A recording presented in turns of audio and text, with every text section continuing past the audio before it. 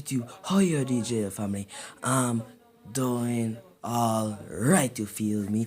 As you guys can see in the title, we're going to react to the most dangerous kids in the world.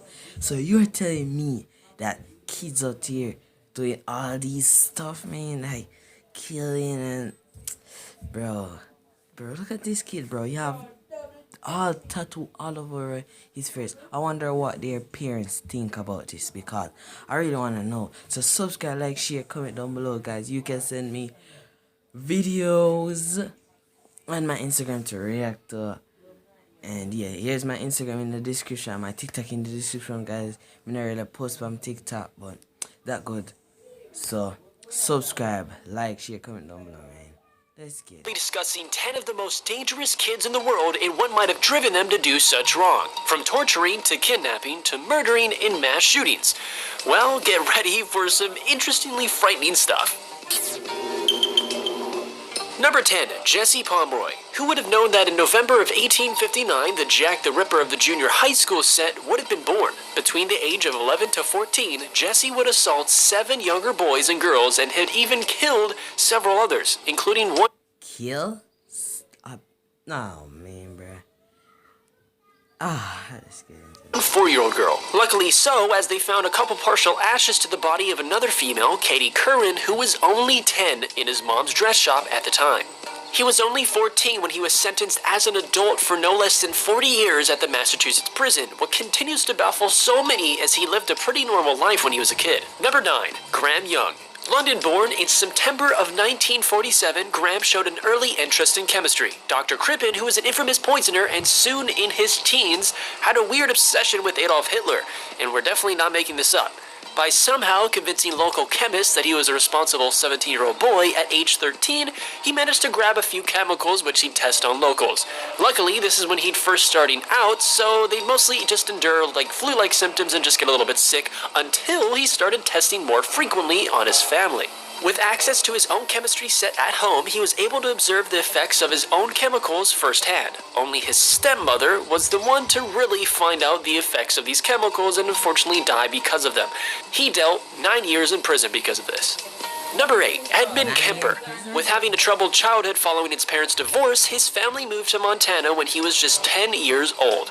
He managed to build a couple new friendships, which was difficult because of his neglectful sisters and alcoholic single mother.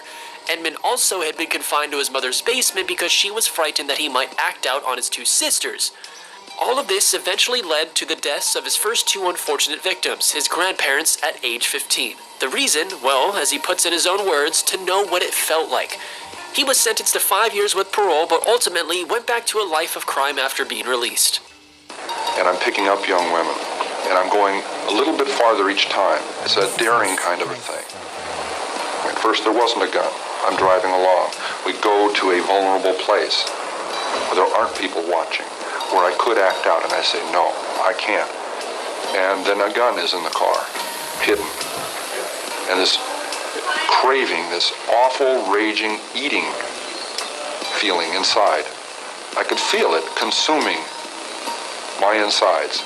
This fantastic passion. Occasionally picking up female hitchhikers specifically, he managed to kill 6 within 3 years until 1973, when he also killed his mother. 6 people plus his mother? I just imagine killing your mother. I would just walk past, step on my mother toe, and I feel bad. Imagine killing your... Oh, man. And her friend. He still is alive and serving 8 years life sentence at the California Medical Facility in Vacaville. We also found a documentary about Edmund, and it's amazing to see the way he thinks. Number 7. Erica DiNardo. Poorly influenced as a child, it was at the age of 16 that a drug-addicted Erica DiNardo and her 17-year-old boyfriend, Mario Fasaro, killed both her mother and 12-year-old brother, stabbing them a total of 90... An ex-mother killer? Oh... 7 times. She and her boyfriend both served a total of 11 years sentence, being released in 2011 and has since dealt with the repercussion of losing 2 family members. She's even apologized and has recognized her mistake to her father, who has accepted her back into his life and now lives a drug-free life, thankfully. Number 6, Alyssa Bustamante. Is it rolling? Yes. Okay. I'm going to grab this electric pen with my hand. Born in January of 1994, Alyssa seemed to have quite the troubled childhood, suffering from early childhood depression. It was revealed at age 15 that she planned at one point to burn down her neighbor's home, still with the family inside of it.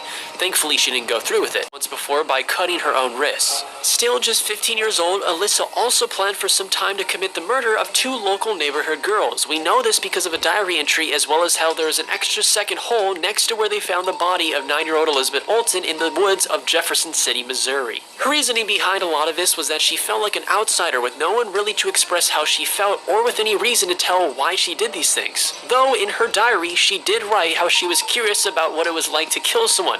Even after it happened, she also wrote that she enjoyed herself because of the adrenaline. Oh, Alyssa. Number 5, Beaver Brothers. The Beaver Brothers. So, you would tell me, say, I'm curious how you feel if you kill someone, like, and then... Robert, aged 18, and Michael, aged 16, were responsible in 2015, both parents. On top of this, they, or more precisely Robert, were planning a mass murder for the near future so they can be, in their own words, more famous than Columbine. More than 2,000 rounds of pistol ammunition and 250 shotgun shells were ordered to their home over the internet and had even been planned out to record the mass shootings they had planned in 2 separate formats.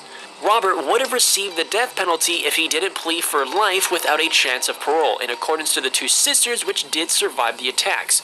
Both are now serving 5 life sentences. Number 4, Michael Hernandez. Michael was just 14 years old when he was sentenced for life for proudly killing his classmate Jamie Go. How he had done it was he lured him away from class. Hold on. You kill your classmate?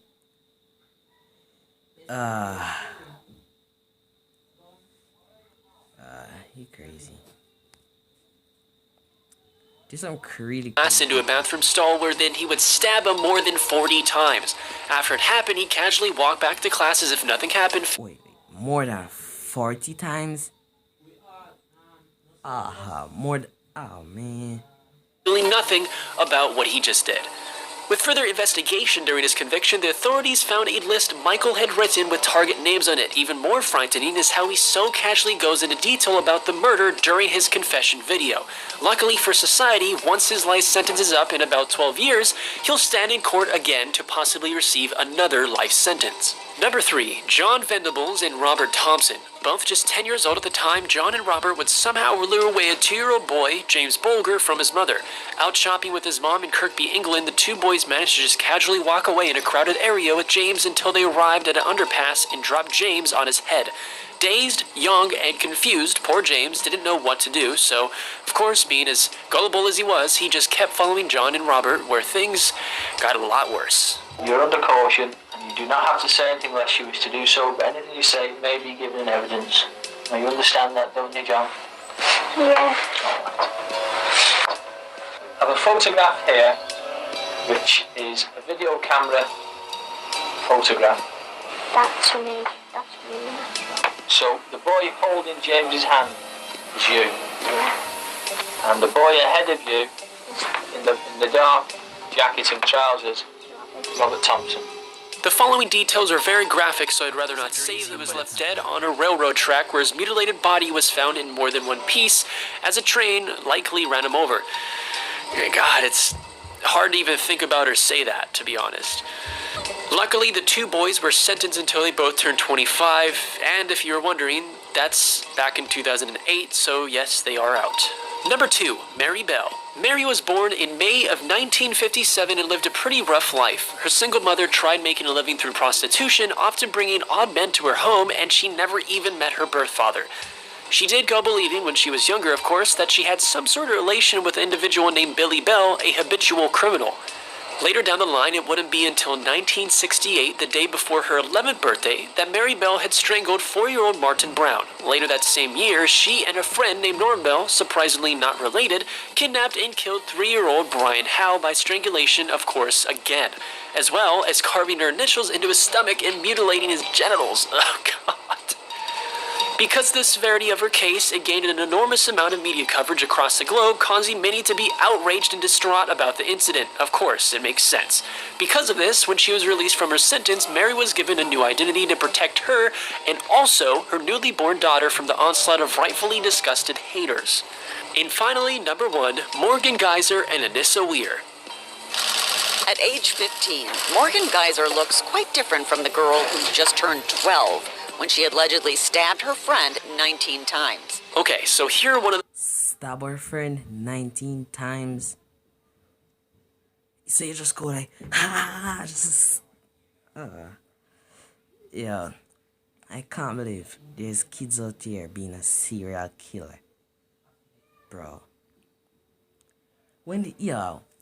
Kids should be inside or outside doing adventurous stuff, but killing, that's some different, that past the level, guys.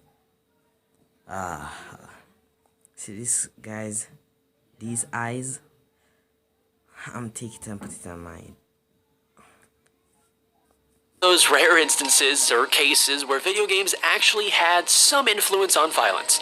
Just recently, in May of 2014, 2 young girls named Morgan and Anissa were avid fans of the popular horror game Slender Man. So much so that they managed to convince themselves somehow that it was a real thing. Because of this, Morgan and both 12 at the time, may I add, had led a local neighborhood girl of the same age into a random forest.